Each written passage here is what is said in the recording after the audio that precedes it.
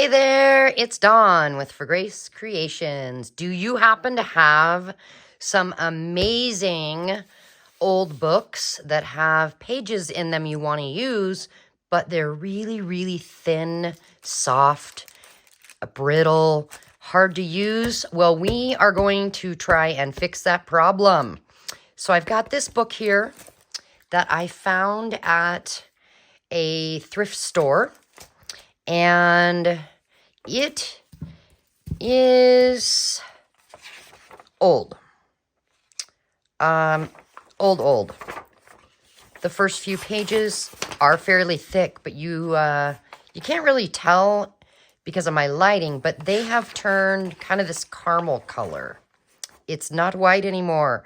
So 1918 is when this is from.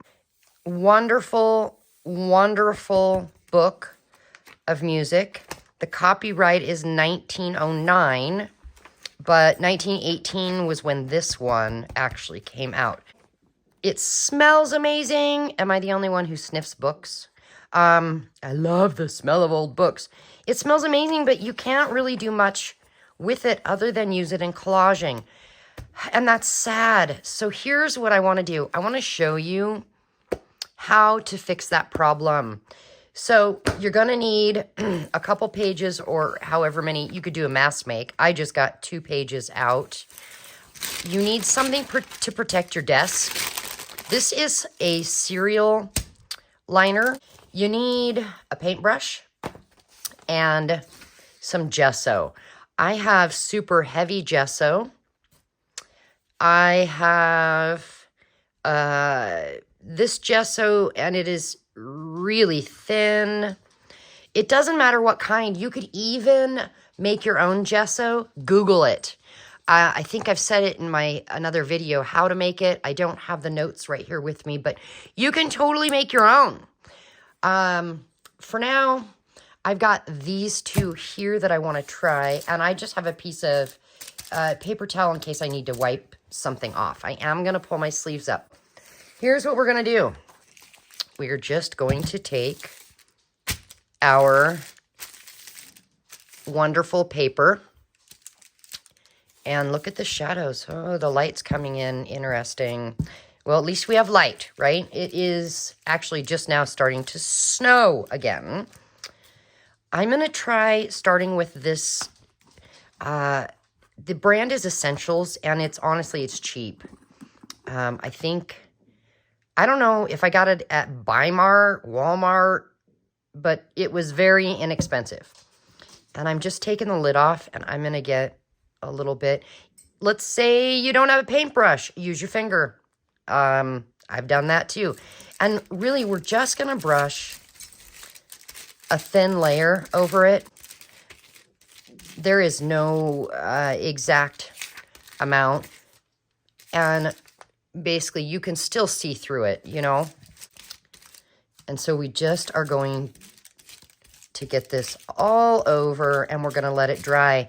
Now, this actually is going to do a couple things. Number one, it's going to give, make it so that you could use this as a writing paper. Or, the other thing it's going to do is it's going to make this page have some stability. So we're going to set this aside, and we're going to let it dry. And I'm going to come and get this one now. Let me put the lid on that. And I want to see how this super heavy gesso works. I've only used it once, and it was not for this. Yeah, this is a lot thicker. I don't know. Wow. This is, really, really thick. I'm going to have to say I recommend the cheapo thin one for what we're doing. This is more to add massive texture to a page, I think. It's a little hard to spread. It's a little hard to even get on my paintbrush. You're not seeing what's underneath it as well. I'll show you here in just a second. Let me spread some of this. Boy, yeah, that other stuff, it spreads a lot easier. I don't know. I'm not going to thin this down. I'm sure I could. I don't know how. But, okay, let me just, I'm going to put a lid on this real quick. Let me show you. Do you see how thick that is? Compared to, it's wet. Let me see if I can get it over here. You can totally see everything under that gesso. And under this one, there are spots where you can see some. So I think I would recommend the thinner gesso. And really, you're just going to set it aside, let it dry, come back to it, and see, does it have enough stability now to use it for what you wanted to use it for? So what I'm doing, let's see if I can get these set aside. My purpose is I wanted to make some pockets out of this. Let me grab a couple more that I did. I got 3.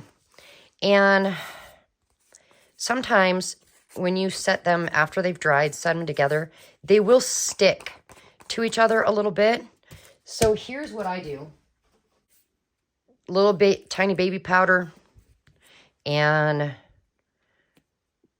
I just get a little bit. Oh, that's way too much. You don't need much.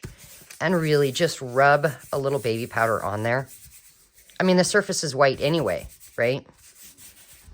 And there we go. It no longer will stick together. So now what do we do with those book pages that have the dried gesso on them? Well, I want to show you 2, maybe 3 different pockets that we can make. And the first we're going to start with is this. It's very simple. What we end up with is, oh gosh, a tube type of a deal here. We take a book page, and I'm just going to use this one because the ones with gesso over there are drying. What we're going to do is we're going to flip one side this way, lining it up down here. It doesn't matter how far in you do it. And you don't have to crease this hard, just a little bit. And then we're going to take this side and bring it over here, just overlapping this a tiny bit. Frankly, you could overlap it as much as you want. Like this one here, I'm just overlapping maybe a 1/2 inch. And that is going to make a pocket that is, just over 4 inches wide. And you just take your glue, and the side that comes down, just put a little glue on the edge here. And fold it over. And I really should be working on top of my glue book here so I don't get glue on my work surface. So you let that dry. And then you come down here and inside just put some glue at the bottom like that. And you let that dry. Now, what you've got is this weird wonky top, right? You can either leave it if you like it. Use your scissors if you want a straight line, or I'm not good at making straight lines very often with my scissors. So you also could take your ruler, plop it right on there. I'm going to go almost to where the writing starts and hold the ruler down tight and tear up. You might want to wait till the glue dries, otherwise you could get a wonky edge again right here. And then get rid of that. So we have our pocket that no longer has an opening at the bottom. And what you'll do is you'll end up gluing this side where the seam is to the page in your journal, and you got a pocket. And you can decorate it however you want. Now, the ones with gesso on them, they are going to look even cooler because of that gesso It just kind of neutralizes, or is that the right word? It hides the words a little bit. I don't know. Neutralize is not the right word. So this guy we're going to, hey, quit folding it on me. We're going to give some glue down at the bottom. And we're going to let you dry. And then the bottom of this one. So now you can decide if you want to ink the edges or not. I do ink the edges with a brown every once in a while. But some of them I don't, because you never know. I might be working in a journal that is not at all a vintage journal. Hold on. My dog's having a cow. Okay, I'm back. Grab me a caffeine-free Diet Pepsi and a lemon drop because I started coughing. I'm getting over a cold. Okay, so we have our envelopes now. So that is one way to do pockets out of those book pages. My gesso is not quite dry, but I did want to say that once it is dry, kind of feel your paper, and if it is not thick enough, strong enough to fold and use yet, then turn it over and gesso the other side. So now the next one is this here. And again, because it's still drying. Oh, you know what? Wait, let's back up to this one. I did want to tell you that when you fold it over here, remember we folded it like this. You can, if you want to make a pocket that's not as wide, just fold it in more. It also will depend on the size of your book page. So that was the other thing with this. All right, so this guy here, this is the front, and that is the back. So with this one, you glue this here down to the page. And then the page is actually the, so if we glued it here like that, then you have the pocket in there. So to do this one, you will just, so we're looking at this. Again, it's going to depend on how wide you want it. Okay, I'm just going to fold in, how wide? I think I'll do this wide. So I'll fold this side in. I'm matching up the straight edge, not where it came out of the book and is wonky. So I want to line that up and fold it. And I think I'll do about that wide. Line it up, fold it, right? Okay, now we're going to come in with our scissors and we're going to cut off a bunch, because this is the piece that we're going to glue down to the page. So we don't need a ton, just enough to put some glue on, you know? And then we're going to take the bottom and fold it up so we can glue that to the page. This is going to make a wider pocket so you can fit thicker things in. Now you could glue it just like that. But to get a little bulk out, what I do is, do you see that little square there from folding? I'm just going to snip and snip. And then the other side. And now I can fold this up, grab some glue, and I'm just going to put glue on this piece here and push it over. And then I'm going to put some glue on this piece here and push that over and let that dry. And there we have yet another kind of pocket. Now, the wonky top, again, you can decide how tall you know, if your pocket's on the page like this, you can decide how tall you want it. And just take it off there. I'm going to, again, use my ruler because I am not the best at cutting straight lines all the time. Holding it down tight. I have found that metal rulers work better. I found I got wonky edges 99% of the time when I used my wood or my plastic ruler. So metal works the best. And I got this off Amazon, just a cheapo. All right, so that one's done. Now you could cut a notch in here Either, you know, draw your line and cut, or you could use your circle hole punch there. That part is up to you. You could ink the edges. That also is up to you. So we're just going to set that aside.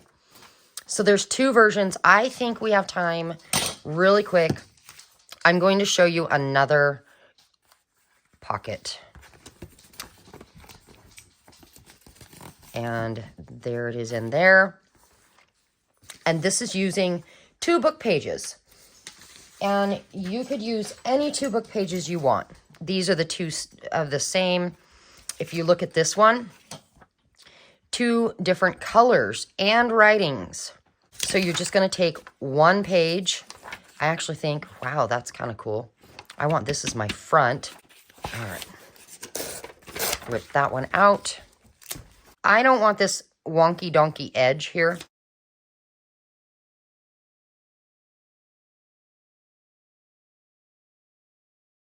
Okay, so we have our base. And then I wanted to use this with this cool photo of the Shasta Daisy. And you can have your pocket go up as far as you want. I'm just going to set it there. And I think I'm going to cut it off right there where it says Shasta Daisy. And that will be my pocket. And how wide? I'm going to take it off right on the edge of that other background book page. Now, you can cut, see this one, I did that little notch. You can cut a notch if you want. You don't have to. There we go. Ink it, don't ink it. I'm going to go ahead and use some ground espresso distress oxide just to accentuate this pocket. Okay. What is your favorite flower? Or can you not choose a favorite? Do you have lots of favorites? What flowers do you like? All right, we're just going to put glue on the bottom and 2 sides, leaving the top with no glue where that hole is. And you can put it on your back page anywhere you want. I'm going to do it right about there. Oh, guys, you know what I didn't do? I didn't inspect the page to make sure there wasn't any bad words or funky weirdness. Oh my, okay. It's fine, but look, one night as she lay in her pretty bed, a large, ugly, wet toad crept through a broken pane of glass. Oh my goodness. Whatever. Oh, well, toads do like flower gardens. I mean, so that's totally appropriate. We have our pocket now. And now with this one, what you do is you would glue this down to your journal page. Yeah, if you could do me a favor, friends, could you like this video? It actually helps me a lot because it tells YouTube that people are actually liking what I put out there. I mean, obviously, but the other thing it does is it tells me that YouTube is showing you my videos. I don't know how YouTube algorithms work. And frankly, they change all the time. So when you hit like, it tells me that someone is seeing me, that I'm not just talking to myself. Well, I mean, we all know I'm talking to myself at this point, but I wish you were sitting here with me so I wasn't talking to myself. So anyway, the other thing that you could do that would really, really help me out is comment. I don't care what you comment. As a matter of fact, do you like Happy Mail? Comment below if you like Happy Mail. And we can figure out how to get a hold of each other, and we could swap Happy Mail maybe once a month, once every other week. I don't care. I love Happy Mail, and I love to send Happy Mail. So let me know. Also, if you are in need of prayer, let me know. I would really enjoy being your behind-the-scenes prayer warrior. And I'll see you in the next video. Bye.